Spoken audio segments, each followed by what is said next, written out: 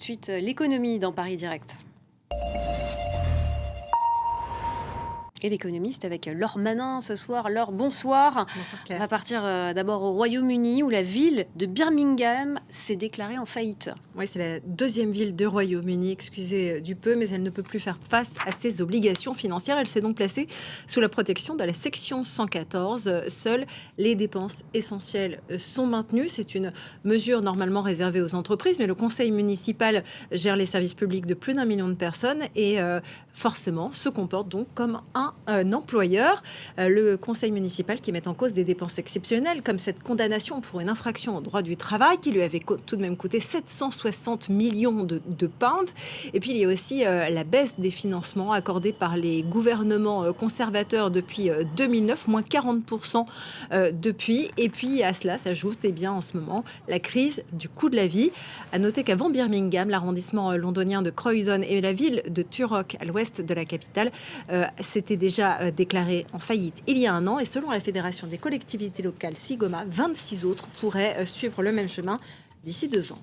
Allez, on va partir maintenant en Allemagne où le chancelier allemand Olaf Scholz s'est rendu au Salon des mobilités à Munich en Bavière pour rendre hommage aux constructeurs automobiles allemands. Oui, et il a eu un sacré succès avec son look de pirate Olaf Scholz qui ne passe pas inaperçu dans les allées du salon où il vante la mobilité des véhicules allemands. En août, le marché automobile du pays a effectivement enregistré une croissance de 37% sur un an, plus de 273 000 voitures neuves immatriculées dans la première économie européenne, mais un tiers sont des véhicules entièrement électriques. Ça représente pour ces véhicules une hausse de plus de 170% sur un an. Malgré tout, c'est un peu l'arbre qui cache la forêt, car ces chiffres sont portés par les aides de l'État qui ont cessé le 1er septembre. Il faut donc s'attendre à un net coup de frein dans les mois à venir, d'autant que les véhicules qui viennent d'être livrés correspondent aussi à des commandes anciennes. Mais Olaf Scholz, lui, est optimiste.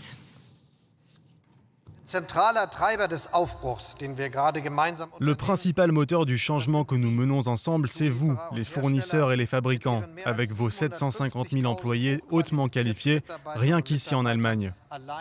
Je suis convaincu que personne ne rend la mobilité électrique plus attrayante que les fabricants, ni plus efficace ou plus belle. Et j'aimerais dire aussi, ne fabrique de voitures électriques plus abordables.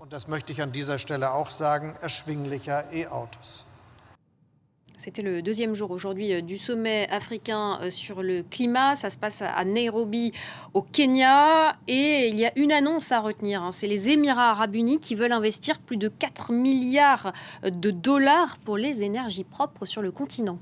Et ce qui est étonnant, c'est que ça émane du ministre émirati de l'Industrie, Sultan Al-Jaber. Sultan Al-Jaber qui cumule d'autres casquettes, celle de dirigeant de la société d'énergie renouvelable Masdar, mais aussi du géant pétrolier ADNOC. Et puis c'est également le président de la COP28 qui aura lieu en novembre et en décembre à Dubaï, Sultan Al-Jaber, qui espère développer 15 gigawatts d'énergie propre d'ici 2030 sur le continent africain.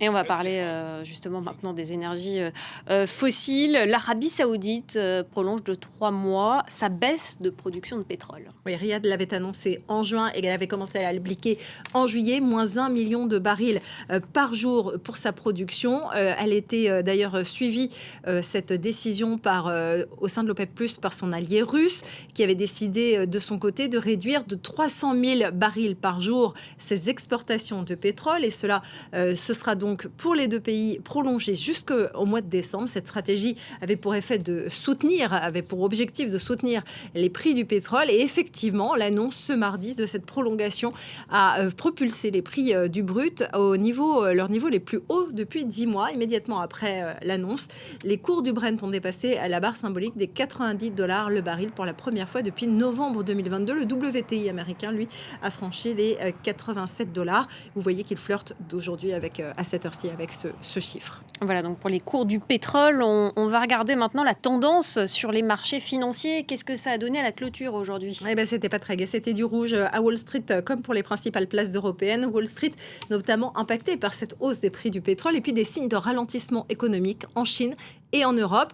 Le Dow conclut à moins 0,56, moins 0,42 pour la S&P, moins 0,08 plus à l'équilibre pour le Nasdaq. Et puis côté places européennes, c'était aussi morose, moins 0,34 pour le CAC et pour le DAX, moins 0,20 pour le FTSE. Voilà pour les marchés financiers. Pour finir, Laure, la plateforme audio Spotify a été utilisée par des gangs suédois pour blanchir de l'argent. Oui, on croirait un peu à un scénario de série télé.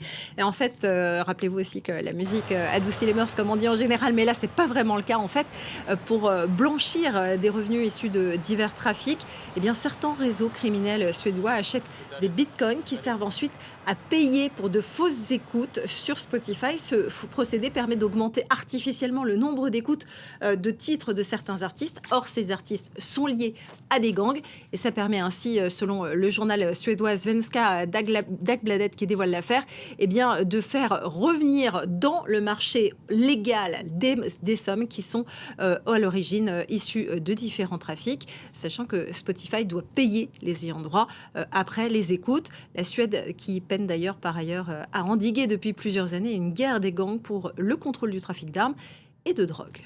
Merci beaucoup, Laure Manin. C'était l'économie dans Paris Direct.